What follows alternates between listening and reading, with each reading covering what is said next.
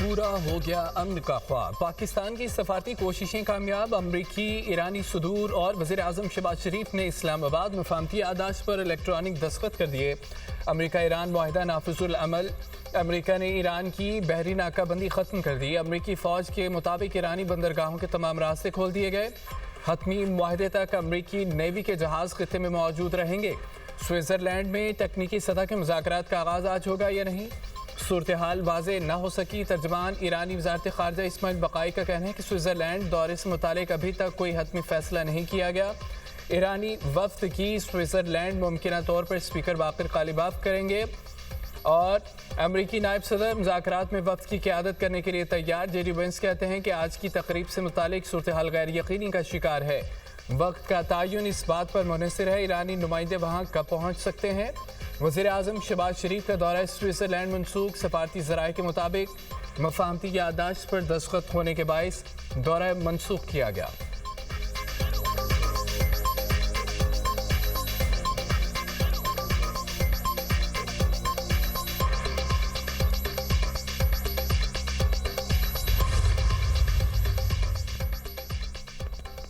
امریکہ ایران معاہدے سے متعلق ابتدا میں میری رائے مختلف تھی، ایرانی سپریم لیڈر مجتبیٰ خامنہئی کہتے ہیں کہ صدر پزیشکیان کی یقین دہانی پر مفاہمت کی اجازت دی، صدر نے ایرانی قوم اور مزاحمتی محاذ کے حقوق کے تحفظ کی یقین دہانی کرائی، امریکہ اضافی مطالبات کرے گا تو ایران اس معاہدے کو قبول نہیں کرے گا۔ ایرانی سپریم لیڈر نے ایرانی حکام کو امریکی عہدیداروں سے براہ راست مذاکرات کی اجازت دے دی، کہا آئندہ ہونے والے براہ راست مذاکرات کا مقصد دشمن کے موقف کو تسلیم کرنا نہیں ہوگا۔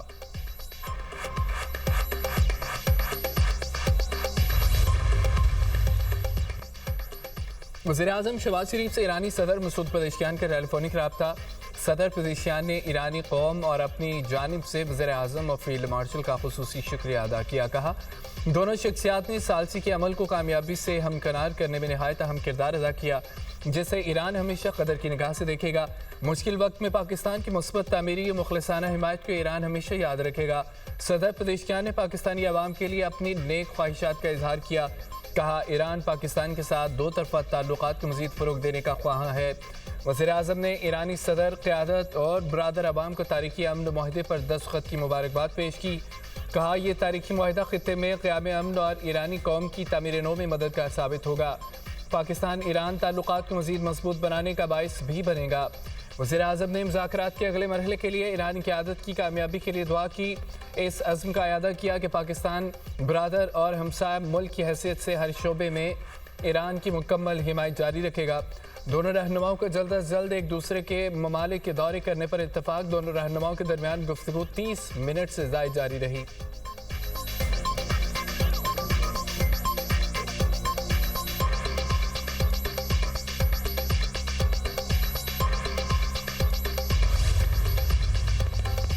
امریکہ ایران امن معاہدے میں پاکستانی ثالثی کی عملی سطح پر بھرپور پذیرائی، پاکستان نے دنیا میں امن و استحکام کے لیے کامیاب سیاسی اور ملٹری ڈپلومیسی کا لوہا منوایا، امریکی جریدے نے امن معاہدے میں پاکستان کے کلیدی کردار کو تاریخی سفارتی کامیابی قرار دیا، وال اسٹریٹ جرنل کے مطابق سفارتی میدان میں پاکستان کی یہ تاریخی کارنامہ ہے، صدر ٹرمپ نے متعدد بار پاکستان کی قیادت کی عوامی سطح پر تعریف کی، فیلڈ مارشل سید عاصم منیر کو پسندیدہ فیلڈ مارشل قرار دیا۔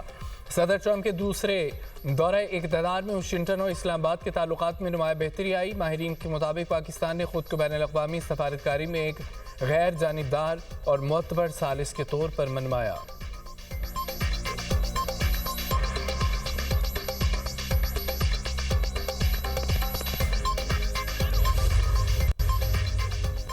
امریکہ امن کے لیے پرعزم ہے، امریکی صدر ڈونلڈ ٹرمپ کا سوشل میڈیا پر بیان، کہا کہ مذاکراتی کوششوں میں پیش رفت کے لیے مشرق وسطی کے تمام فریقین اپنے عزم پر قائم رہیں، عالمی مارکیٹیں تیل کی قیمتوں میں کمی اور سٹاکس میں اضافے کو پسند کر رہی ہیں، ہم لبنان، حزب اللہ، اسرائیل سمیت تمام محاذوں پر مکمل جنگ بندی کی توقع رکھتے ہیں، دنیا محفوظ رہے گی، ایران کبھی جوہری ہتھیار حاصل نہیں کر سکتا۔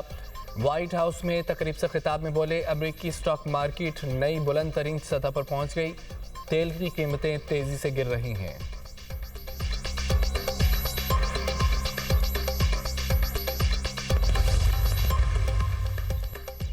ایران معاہدے کی پاسداری کر رہا ہے۔ تہران نے 2 دن سے اپنا ہرمس میں کسی جہاز کو نشانہ نہیں بنایا۔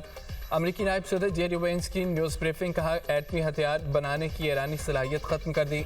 معاشی ریلیف کا انحصار ایران کے رویے پر ہے۔ ایران کے علاقائی ممالک کے ساتھ تعلقات کو بھی دیکھا جائے گا۔ ایران کی کارکردگی دیکھ کر پابندیوں میں نرمی ہوگی۔ امریکی وزیر جنگ پیٹر ہیگزیت کا کہنا ہے کہ ایران نے معاہدے پر عمل نہ کیا تو دوبارہ حملے اور بحری ناکہ بندی کے لیے تیار ہیں۔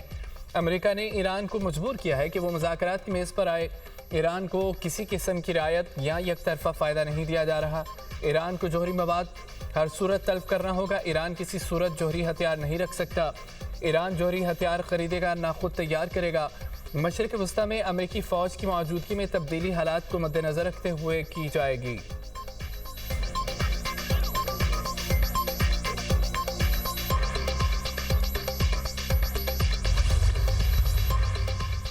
ایرانی وزیر خارجہ عباس عراقچی کا سپریم لیڈر کے بیان کا خیر مقدم، کہا کہ خارجہ پالیسی ایرانی مفادات کا تحفظ کرے گی۔ سپریم لیڈر کی رہنمائی میں ایران کے حقوق، وقار اور آزادی کا تحفظ کیا جائے گا۔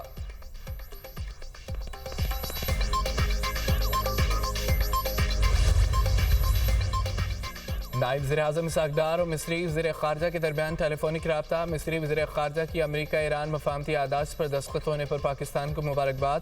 خطے اور دنیا میں امن و استحکام کے فروغ کے لیے پاکستان کے کردار کو سراہا۔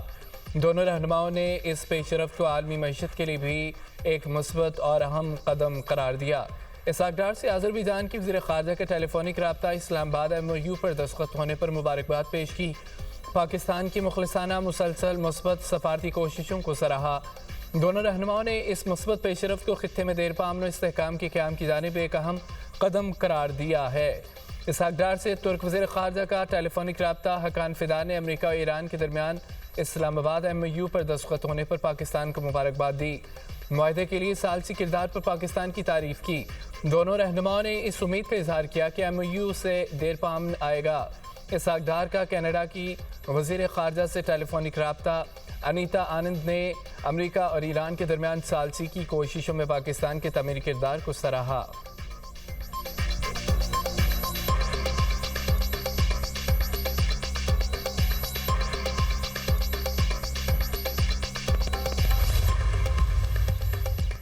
پاکستان پوری دنیا میں سفارتکاری اور امن کا علمبردار بن کر سامنے آیا۔ ایران امریکہ کشیدگی میں پاکستان نے ثالثی کا کردار ادا کیا۔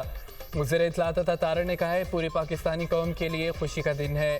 امن کے لیے پاکستان کا کردار سنہری حروف میں لکھا جائے گا۔ امن معاہدے سے معاشی ترقی و خوشحالی آئے گی، معاشی سرگرمیاں بڑھیں گی اور تیل کی قیمتیں نیچے آئیں گی۔ یادداشت کا نام اسلام آباد سے منسوب کیا گیا، جو خوشی کی بات ہے۔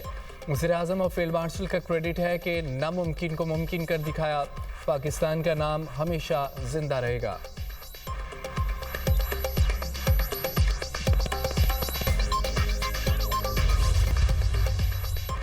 جمہوریہ گھانا کے chief of defence staff lieutenant general William Agyapong کا GHQ کا دورہ۔ فیلڈ مارشل سید عاصم منیر سے ملاقات۔ باہمی دلچسپی کے امور، علاقائی سیکیورٹی صورتحال اور دفاعی تعاون کے فروغ پر تبادلہ خیال۔ ISPR کے مطابق فوجی سطح پر تعلقات کو مزید فروغ دینے، مشترکہ تربیت، انسداد دہشت گردی، دفاعی پیداوار کے شعبوں میں تعاون بڑھانے کے عزم کا اظہار۔ معزز مہمان نے پاکستان کی مسلح افواج کی پیشہ ورانہ صلاحیتوں اور علاقائی استحکام کے لیے کردار کو سراہا۔ مشترکہ تربیت، انسداد دہشت گردی اور دفاعی پیداوار کے شعبوں میں تعاون بڑھانے پر اتفاق۔ گھانا کے national security coordinator Abdulrazak Osman کی نیول چیف اور ایئر چیف سے الگ الگ ملاقات۔ گھانا کی مسلح افواج کے chief of defence staff lieutenant general William Agyapong بھی ہمراہ تھے۔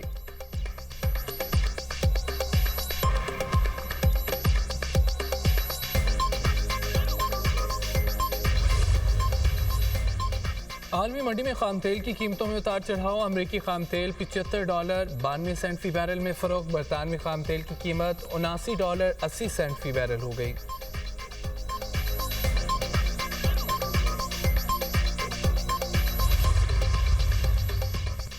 چکبال میں انتہائی افسوسناک واقعہ پیش آیا۔ غفلت پر مبنی اختیارات سے تجاوز کے عمل کا دفاع نہیں کر سکتے۔ پولیس کو اختیار شہریوں کی حفاظت کے لیے دیا گیا۔ جب کوئی غلط اختیار استعمال کرتا ہے تو جواب دہی ہوتی ہے۔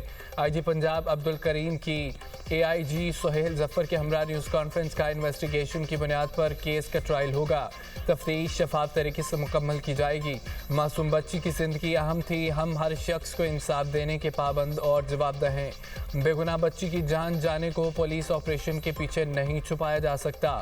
AIG سہیل ظفر کہتے ہیں کہ CCTV آفیسر نے طاقت کا غلط استعمال کیا، آسٹریلوی حکومت کو یقین دلاتے ہیں شفاف طریقے سے انکوائری ہوگی۔